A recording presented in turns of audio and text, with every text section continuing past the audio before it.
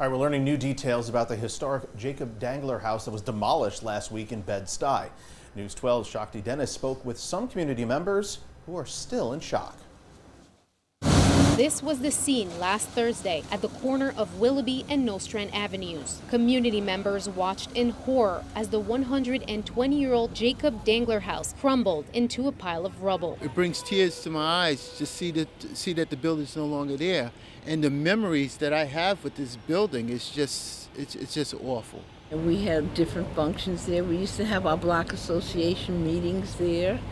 Everything. Since Thursday, News 12 has learned that while the contractor had a valid demolition permit, they did not have the additional permit to use the extractor to perform the demolition. The Department of Buildings issued a full stop work order Thursday evening, as well as 7 violations. The DOB coming in and doing the stop work order after it was a pile of rubble was a real insult to injury for a lot of us. The contractor and the construction superintendent could face combined penalties between $42,000 and $160,000, according to the DOB. The penalties are set by a judge at the Office of Administrative Trials and Hearings. There's so many levels of frustration here of how unsafely it was done. For months, community members had been trying to grant the old mansion landmark status with the Landmark Preservation Commission. Meanwhile, the developer was able to obtain a full demolition permit, which, according to landmarks law, is valid even if the LPC has not made a decision. They were hearing from everyone except for LPC, which is the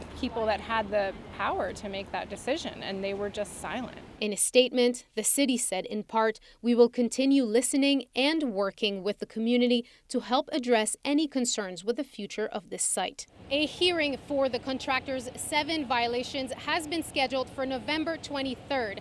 And until then, the future of the intersection here, where the Jacob Dangler house stood for over 120 years, remains uncertain. But one thing is for sure, is that this whole ordeal has left many community members heartbroken. In Bed-Stuy, Shakti Dennis, News 12. Now, we did reach out to the developer several times, but he has not yet agreed to speak with us.